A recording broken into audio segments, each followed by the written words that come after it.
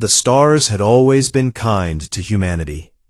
For 40 years, Earth lived under the protection of the Galactic Covenant, a union of elder species who had mastered space travel long before humans learned to make fire. In exchange for peace, humanity gave up its warships. They melted down their cannons, shut off their missile systems, and smiled at every alien diplomat who told them how lucky they were to be included. The galaxy looked at humans and saw a soft, emotional, harmless species, and for 40 years, humans let them believe it. Han Ju never believed it. He was 63 years old, a retired Earth defense commander, who now spent his days advising the global Senate on matters no one wanted to hear about. He had fought in the last wars on Earth before unification, and he had seen what humans could do to each other. He knew that peace was not the same thing as safety. Every year, he submitted reports warning about the Vren Dominion, a growing empire on the edge of Covenant space that swallowed weaker species the way a river swallows stones. Every year, the Senate thanked him and filed his reports away. The Vren were patient hunters. They did not rush. They absorbed one world at a time, erasing cultures, breaking populations, and turning free people into workers. The Covenant's elder races knew about this. They discussed it in their grand assemblies with soft voices and careful words. And then they did nothing. The Vren had not attacked a Covenant member, so it was not the Covenant's problem. 200,000 people lived on Horizon 7. It was an orbital colony that floated above Earth's northern hemisphere, like a small moon made of glass and steel. Families lived there. Children went to school there. Scientists studied the stars from its observation decks, and old couples watched Earth turn slowly below them while they drank their morning tea. Yoon Nari was 26 years old and worked as a xenolinguist on Horizon 7. She spent her days translating alien languages and her nights writing letters to her mother on Earth. She loved her work. She believed that if species could understand each other's words, they could understand each other's hearts. She kept a small plant on her desk that she had grown from a seed, and she talked to it when the station was quiet. The morning the Vren came, Nari was eating breakfast in the common hall. She was laughing at something a colleague said when the first explosion tore through the eastern wing of the station.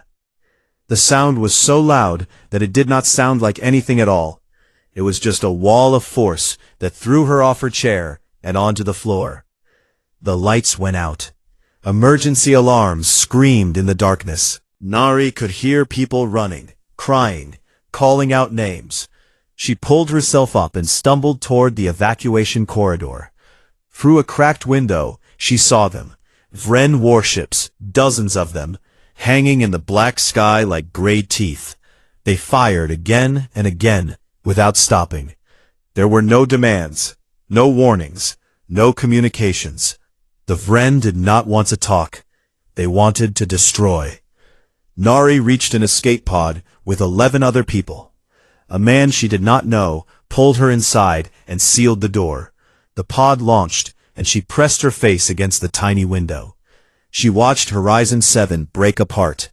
She watched the lights go out, section by section, like candles being blown out in a long hallway. She could hear voices on the pod's communication system. People trapped in other sections, begging for help, saying goodbye. One by one, the voices stopped. It took 11 minutes. That was all. 11 minutes to kill 178,000 people. On Earth, the footage arrived 30 minutes later. The Global Senate was in session when the screens changed. Every channel, every feed, every display, and every city on Earth showed the same thing. Horizon 7 collapsing in silence against the backdrop of their own planet. The Senate chamber went so quiet that the only sound was the hum of the air system. Then the Vren broadcast their message, and was sent not just to Earth, but to the entire Covenant. The translation was simple and clear. Humanity is claimed. Do not interfere. The Covenant's response came within hours. They expressed deep concern. They called for calm, and dialogue. They suggested that Earth submit a formal complaint through proper diplomatic channels and wait for the matter to be reviewed.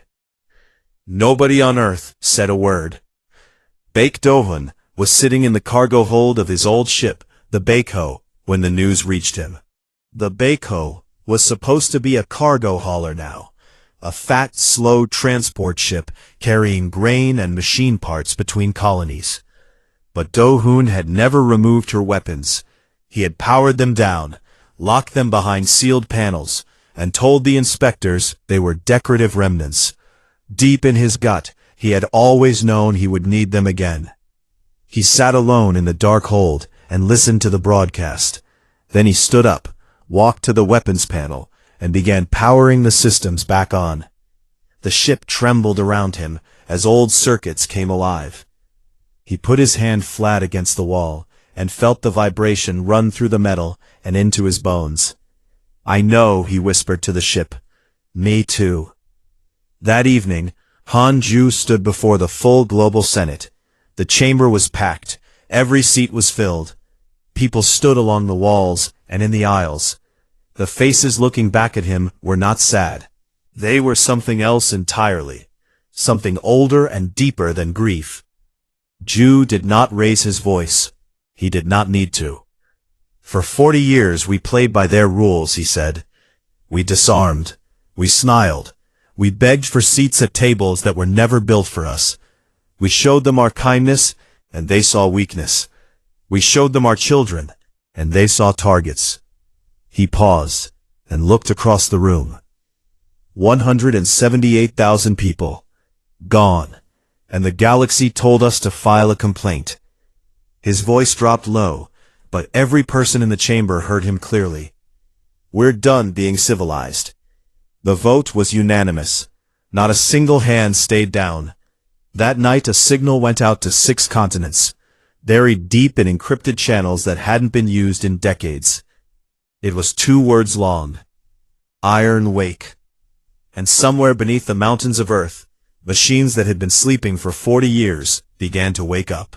The world changed in 3 days. Not slowly, not with debate or disagreement, but all at once, like a sleeping giant rolling over and opening its eyes. Every nation on Earth dropped whatever argument it was having with its neighbor and turned to face the same direction. Old borders didn't disappear, but they stopped mattering. Factories that had been building commercial transport ships received new orders overnight. Shipyards that had been quiet for decades lit up again. Workers filled the floors before the morning shift was even called. Nobody had to be convinced.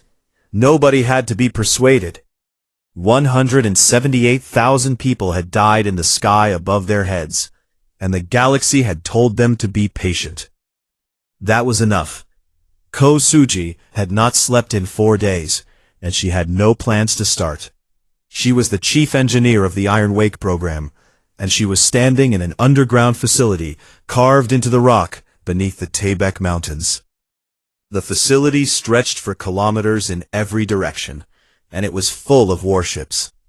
The Covenant had required Earth to destroy its military fleet as a condition of membership. Earth had agreed. It had signed the treaties, held the ceremonies, and shown the inspectors fields of dismantled ships. What the inspectors never found were the real ships, the ones hidden beneath mountains, under ocean floors, and inside hollowed-out asteroids parked in forgotten orbits.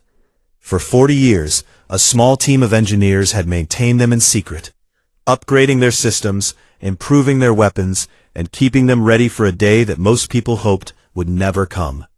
That day had come. Suji walked along the hull of a heavy cruiser and ran her hand across the metal. The ship was cold to the touch, but humming with stored energy, like a heartbeat waiting to start. She had spent the last 15 years of her life working on these ships. She knew every weld, every circuit, every hidden system that would make the Vren wish they had chosen a different planet to attack. "How many are ready?" asked the officer behind her. 312, she said without looking back. "Give me 2 more weeks, and it'll be 340. The officer stared at her. The Covenant thinks we have none. Suji finally turned around. Her eyes were red from lack of sleep, but her voice was perfectly steady. The Covenant thinks a lot of things about us. They're about to learn how wrong they were. On the surface, Shin Tae-ho stood in a line outside a recruitment center in Busan. He was 38 years old, a former ground forces operative who had left the military 10 years ago to become a school teacher. He taught history to 14-year-olds, and he was good at it. His students liked him because he told them the truth about the past instead of making it sound clean and simple. War was ugly. Peace was hard. Both required courage. He had been grading papers when the news broke. He watched the footage of Horizon 7 once. Then he closed his laptop, put on his shoes, and drove to the recruitment center. He was still wearing chalk dust on his sleeves when he walked through the door. The officer at the desk looked at his file and raised an eyebrow. "You've been out for 10 years. I remember how it works," Tae-ho said. He was assigned to a rapid deployment ground unit within hours. Volunteers were flooding in from everywhere. Not just former soldiers, but engineers, medics, construction workers, farmers. A woman in her 50s who had been a combat pilot 30 years ago showed up with her own flight helmet. A retired surgeon walked in and said he could operate in zero gravity. A 19-year-old university student who had never touched a weapon asked to be trained. Earth's anger was not loud. It was not messy or chaotic. It was the quiet kind.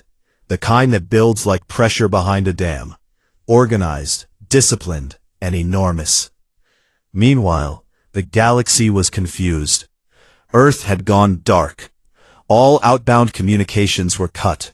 Trade routes were closed. Diplomatic channels were shut down without explanation.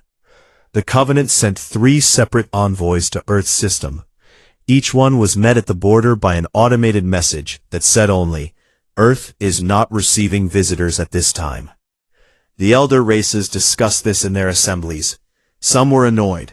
Some were worried. A few, the oldest and wisest among them, were afraid. They had read humanity's history. They knew what this species had done to itself before it reached the stars. The wars, the weapons, the relentless, terrifying creativity of human violence. They had accepted humanity into the Covenant partly out of kindness and partly because they wanted to keep humans on a leash. The leash was off now. Baek Do-hun received his orders on a gray morning. He was to report to the underground fleet base and take command of the Baekho, now restored to her original designation as a heavy assault cruiser. When he walked aboard, the corridors were lit and warm. Crew members were already at their stations. The weapon systems he had secretly kept alive for years were now fully powered and integrated with Suji's new upgrades. He stood on the bridge and looked out through the forward view screen at the stone walls of the underground dock. Soon those walls would open, and the Baekho would rise into the sky for the first time in 40 years. Not as a cargo ship, not as a relic, as what she had always been. "Welcome back, Captain," said his first officer. "Get me a channel to the fleet." In a quiet room on the other side of the base, Han Ju stood before a group of assembled commanders, admirals, generals, and unit leaders from every branch of Earth's reborn military. A star map glowed on the wall behind him, showing the positions of Ren forces gathering near the solar system. The enemy was already moving.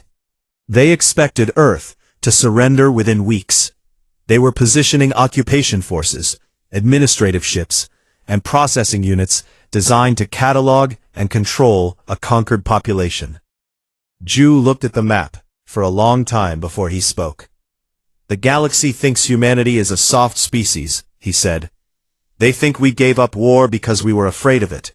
He turned to face the room. "We gave up war because we were too good at it. Every species out there learned to fight because the universe is dangerous. We learned to fight because we are dangerous. There's a difference." He pointed at the cluster of red dots on the map. The Vren fleet. They brought enough ships to occupy a beaten world. They didn't bring enough to fight one that's awake. In her hospital bed on Earth, young Nari watched the stars through her window. Her left arm was in a cast. 3 of her ribs were broken. She could still hear the sound of the station breaking apart when she closed her eyes. She could still hear the voices going quiet. A knock came at her door. Hanju stepped inside. He sat down beside her bed and placed a folder on the table. "I need someone who understands how the Vren talk," he said. "Not just their language, how they think, how they give orders, how they lie." Nari looked at the folder, then at him. "You want me to help you fight them. I want you to help me understand them, so that when we fight, we don't miss." She was quiet for a long moment. Then she picked up the folder and opened it. "Good," Ju said softly. He stood and walked to the door. Before he left, he looked back at her. "We're going to make sure no one else watches their world die from an escape pod." Nari nodded. She didn't trust her voice to speak, but her hands were steady as she began to read. Outside, deep beneath the earth, 300 warships waited in the dark. Their engines were warming, their weapons were loaded, and above them, the Vren Dominion orbited peacefully, completely unaware that the quietest planet in the galaxy was about to become the loudest. The Vren occupation fleet arrived at Mars orbit 6 weeks after the massacre, expecting nothing. Their commander, a senior officer with 12 conquered worlds on his record, arranged his ships in a standard occupation grid, wide, relaxed, designed for control, not combat. He had brought transports full of administrative staff, population processing units, and the heavy chains of bureaucracy that the Vren used to break the spirit of captured species. He had not brought extra warships. He did not think he would need them. Earth was still silent. No communications, no signals, no movement from the surface. The Vren commander took this as confirmation of what his intelligence reports had told him. Humanity was broken, frightened, and preparing to surrender. He sent a message to the Dominion homeworld reporting that the occupation would proceed ahead of schedule. He was wrong about everything.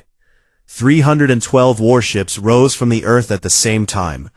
They came from underground bases on 6 continents, from hidden docks beneath the ocean floor, and from hollowed-out asteroids that had drifted silently in forgotten orbits for decades. They moved in complete radio silence, their engines running on systems that the Covenant had never seen, technology that humanity had developed in secret and never shared with anyone. By the time the Vren sensors detected the fleet, it was already in formation.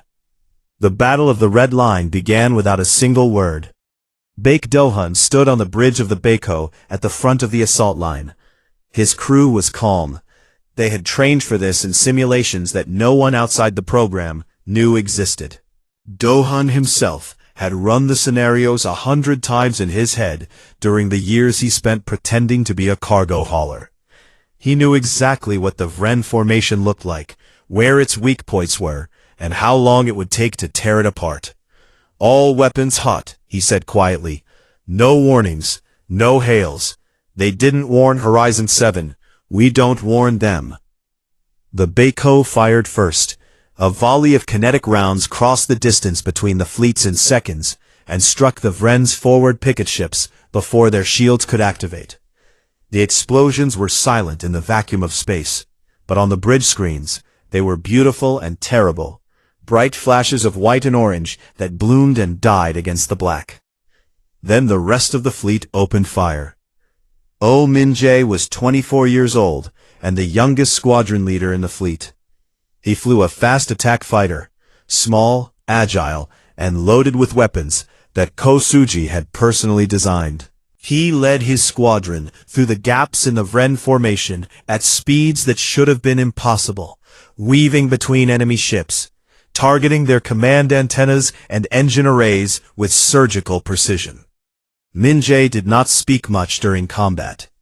His squadron knew him as a quiet pilot who flew like mathematics given a body.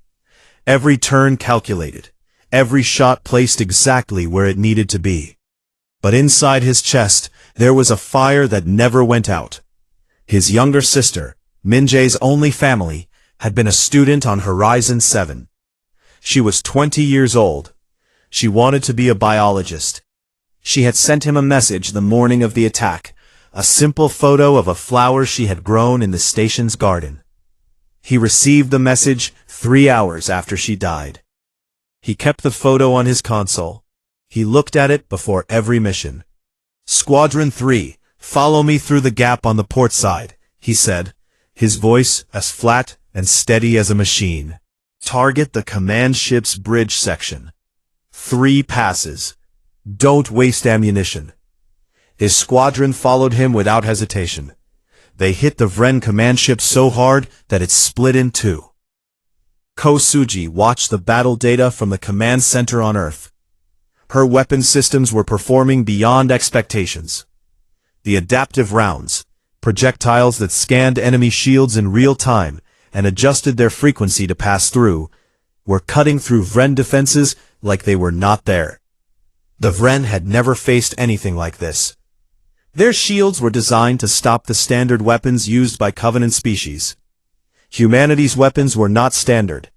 They were born from centuries of fighting each other, refined by a species that treated war like engineering. The Vren commander realized he was losing within the first 2 hours.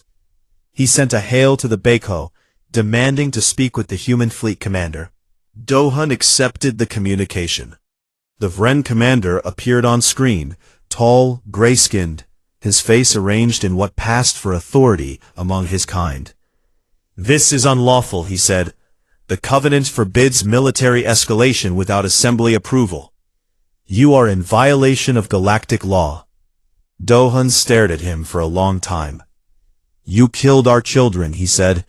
"We don't have words for you anymore." He cut the channel and resumed firing.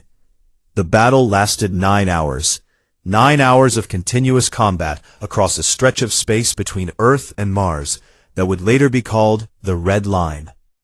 The Vren lost 207 ships, 2/3 of their entire occupation fleet. The survivors broke formation and ran, scattering in every direction, broadcasting distress signals to the Dominion homeworld on every frequency they had. Earth lost 41 ships. Every crew member who died was remembered by name. Across the galaxy, the Covenant's sensor networks picked up the energy signatures of the battle from dozens of light years away. Elder species who had spent centuries believing humanity was harmless watched the tactical recordings in their council chambers with growing unease. One analyst, a member of a species that had been spacefaring for 10,000 years, filed a report that was read by every senior official in the Covenant. It said, "They did not fight like a species defending itself. They fought like a species that has done this before. Many, many times. We may have made a serious mistake in underestimating them." On a surviving Vren vessel limping away from the battle, a junior liaison officer named Cha Unji sat alone in her quarters. She was young by Vren standards, and she had always questioned her empire's methods. She had watched her people erase languages and burn histories and call it order. She had said nothing, because saying something meant death. But now, watching the humans tear through the mightiest fleet her empire had ever sent to a single world, she understood something clearly for the first time. The Dominion would not stop. They would send more ships, bigger fleets. They would escalate until either humanity was destroyed or the Dominion itself collapsed. And if the humans stood alone, they would eventually fall, not because they were weak, but because even wolves could be buried under enough bodies. She opened a secret communication channel and sent a transmission toward Earth. It was short, unencrypted, and desperate. "You have won this battle, but the Dominion will send everything they have. You need allies. I can help. Please respond." Yun Nari intercepted the message in the intelligence center on Earth. She read it twice, checked the signal origin, and brought it to Han Ju. He read it standing up, his face giving away nothing. "She's Vren," Nari said. "Could be a trap." Ju looked at the star map on the wall. It showed the full extent of the Vren Dominion. Hundreds of systems, dozens of conquered species, an empire built on silence and obedience. "Or it could be the crack in the wall we need," he said. He traced a line across the map with his finger, touching each conquered world. "The Vren rule through fear. Every species they've taken is still alive under the surface, waiting. If we give them a reason to rise, the Dominion fights on 100 fronts at once instead of one." He turned to Nari. "Respond to her, carefully, and start mapping every occupied world in their territory. Languages, populations, resistance potential." Nari nodded. "We won one battle," Ju said, looking back at the map. "Now we go win a war for every world they ever silenced." Somewhere in the wreckage field between Earth and Mars, the broken hulls of Vren ships drifted slowly through the dark. And beyond them, the stars waited to see what humanity would do next. 3 months after the Battle of the Red Line, Earth was no longer fighting alone. Not because the galaxy had come to help. Most of the Covenant was still watching for the safe distance, writing reports and holding meetings about meetings. Earth was no longer alone because it had decided to go and find its own allies, in the last place the Vren Dominion expected anyone to look, inside the Dominion itself. The plan was Han Ju's idea, but it was Yun Nari who made it work. She spent weeks communicating with Cha Unji through encrypted channels, building a map of every species the Vren had conquered over the past 2 centuries. There were 31 of them. 31 worlds stripped of their armies, their languages, their histories. Entire civilizations reduced to labor forces, told to be grateful they were allowed to exist. She learned the words they used for freedom and home and enough. She translated everything and stored it in files she labeled by planet. Each one a world full of people who had been waiting, in silence, for someone to remember them. Quan Hajin was the one they sent. He was 35, a humanitarian officer who had spent most of his career delivering medical supplies to disaster zones. He was calm, patient, and had the kind of face that made people trust him without knowing why. Han Ju chose him specifically because Hajin carried no weapons and had no military record. He was not a soldier. He was a promise. They sent him in a disguised transport ship to the first occupied world, a small, rocky planet whose native species had been conquered 19 years ago. The Vren had renamed it with a number. Its people had not been allowed to speak their own language for almost a generation. Hajin landed on the outskirts of a labor settlement at night. He walked through the dark streets, carrying a bag of medical supplies and a translation device loaded with Nari's files. He found the settlement's elders gathered in a basement, as they always were after dark, keeping their dying culture alive in whispers. When they saw him, a human, a species they had only heard about in Vren propaganda as cowardly and weak, they were confused. Some were afraid. Hajin knelt before them, not because their customs required it, but because it felt right. "We are humans," he said through the translator. "We came from a small blue world far from here. The Vren burned our people too. We fought back, and we came here because you should not have to suffer this alone." The elders looked at each other. An old woman, her skin gray and lined, her eyes still sharp, spoke first. "The Vren told us no one would come. They told us the galaxy had forgotten us." "They lied," Hajin said simply. "And we are not leaving." It started slowly. 1 world, then 2, then 5. Hajin and a small team of human volunteers moved between occupied planets, always in disguise, always at night. They brought medical supplies, communication devices, and something far more dangerous than any weapon: hope. Nari's translations made it possible. She recorded messages in every conquered language, and Ryu Soman turned them into broadcasts. Ryu Soman was 31 and had spent her career in strategic communications. She understood that wars were not won only with guns. They were won with stories. She designed Earth's broadcasts to be simple, direct, and impossible to ignore. They were beamed into Vren-occupied space on frequencies the Dominion could not easily block. The message was the same in every language. You are not alone. Earth remembers what freedom costs. Rise with us. The effect was like dropping a match into dry grass. On one world, workers in a Vren mining facility stopped working and refused to move. On another, a group of young people who had never spoken their parents' language began teaching it to each other using the translation files Nari had sent. On a third, a resistance cell that had been hiding in the mountains for 12 years finally came down. Because for the first time, they had something to come down for.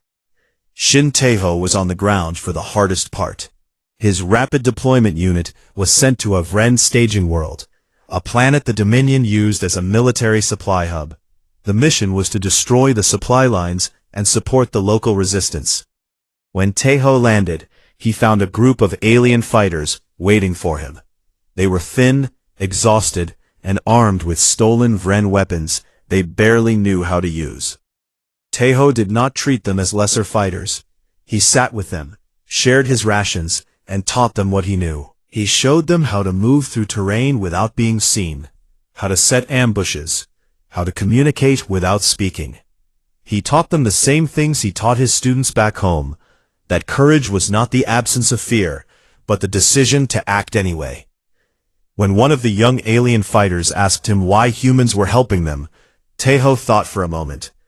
Because someone should have helped you a long time ago, he said. And because we know what it feels like to fight for your home. They fought together for 3 weeks.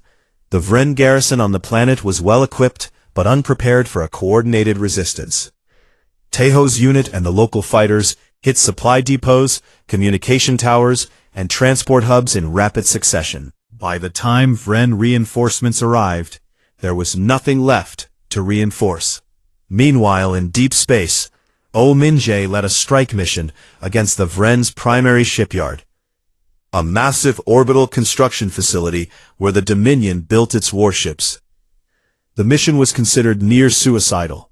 The shipyard was heavily defended, surrounded by patrol fleets, and located deep inside Vren territory. Min-jae did not hesitate. He took his squadron through 3 layers of defense, flying at speeds that pushed his fighters to their structural limits. They hit the shipyard's reactor core with a concentrated barrage that caused a chain reaction through the entire facility. The explosion was visible from neighboring star systems. When his squadron returned to the fleet, one of his pilots asked him how he kept going, mission after mission, without rest. Min-jae looked at the photo on his console, the flower his sister had grown on Horizon 7, and said, "I'll rest when she can." The Vren Dominion was fracturing. Their supply lines were collapsing as conquered worlds rebelled. Their military was stretched across too many fronts, trying to hold together an empire that had been built on the assumption that no one would ever push back. For the first time in their history, the Vren were losing, not to a superior fleet, but to the idea that freedom was contagious. The Galactic Covenant finally moved, not out of courage and not out of justice, but because the elder races realized something that frightened them more than the Vren ever had. If humanity won this war alone, it would emerge as the most powerful force in the galaxy, and it would remember who helped and who watched. The Covenant voted to provide support. Ships, supplies, intelligence. It was late, and everyone knew it. But it was something. Ko Suji, still working without enough sleep, designed a new class of warship.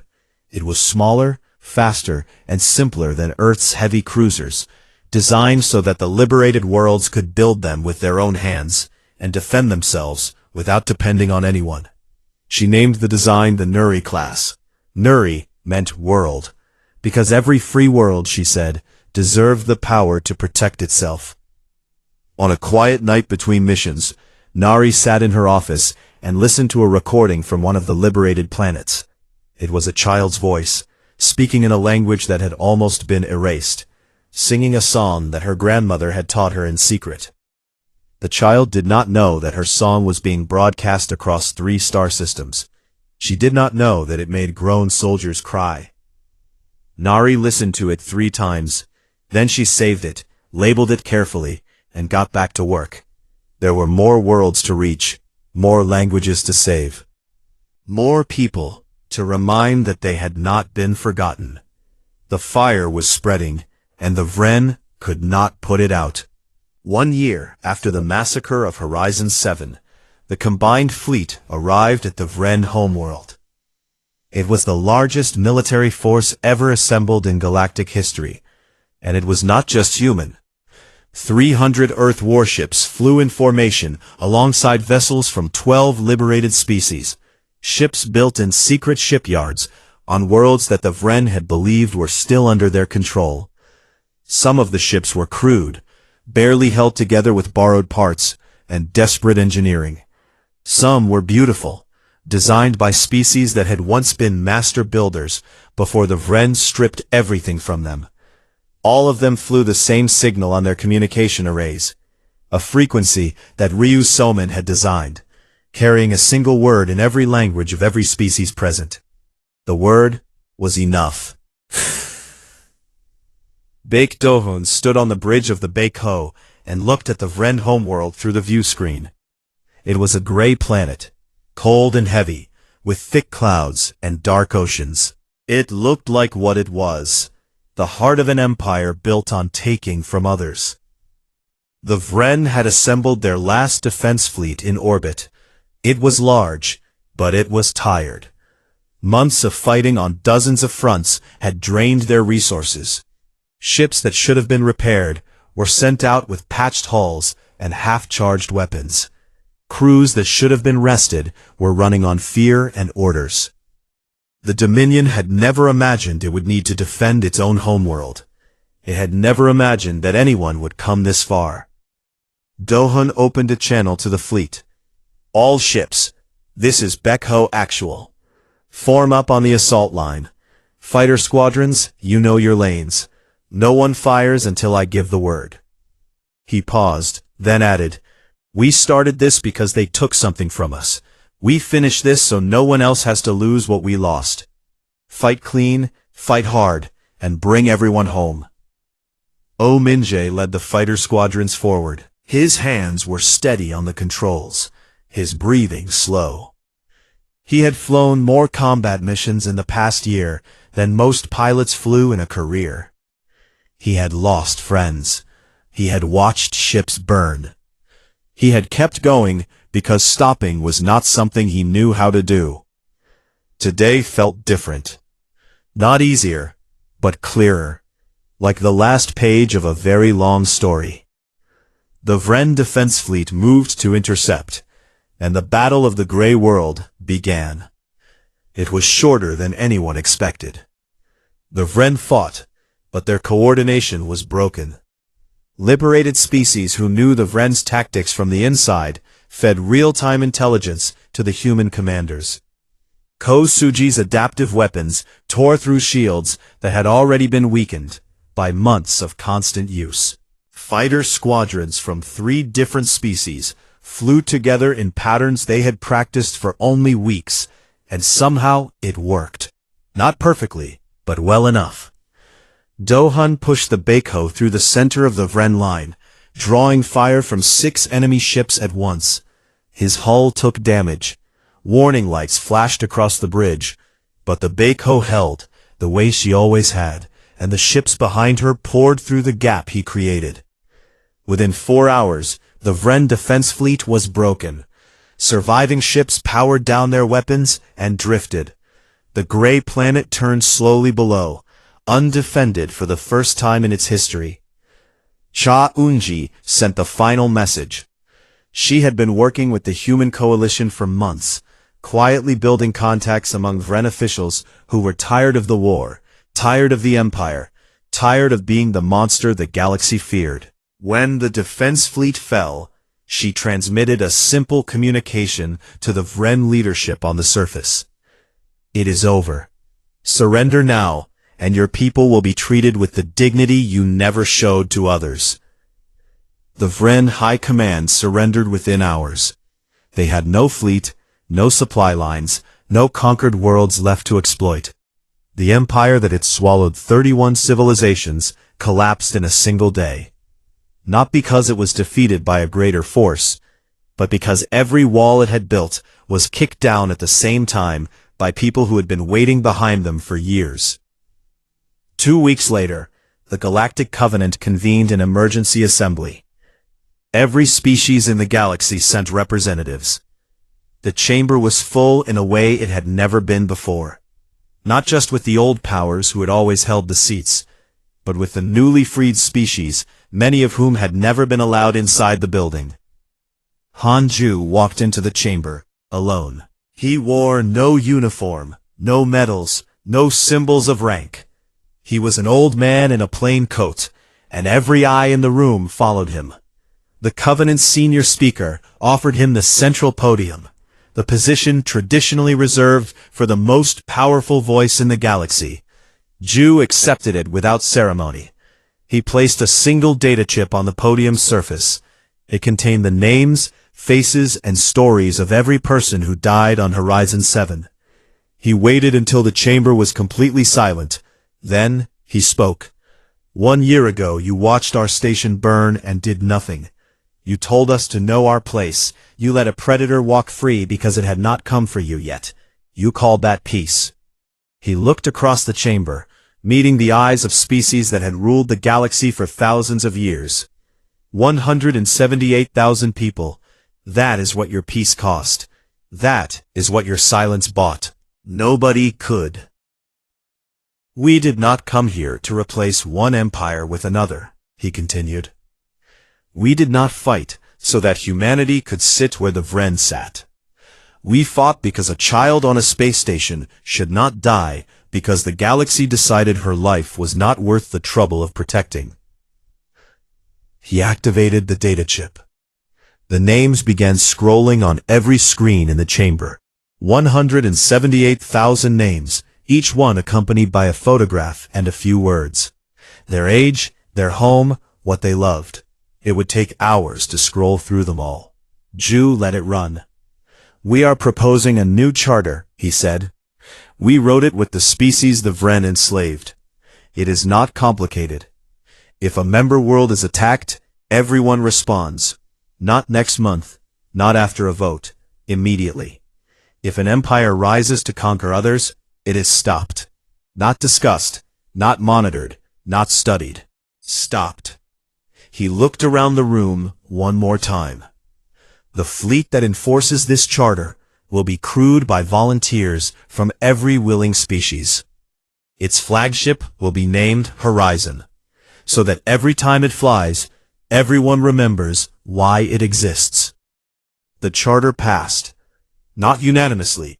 Some elder species resisted, argued, delayed. But the freed worlds voted together, and for the first time in galactic history, their voices outnumbered the old powers. The universe shifted, not with a battle, but with a vote. In the weeks that followed, the galaxy began to settle into something new. Not peace exactly. Peace was a word that had lost its meaning for many people. But something quieter and more honest, an agreement that silence was no longer an option, and that looking away came with a cost.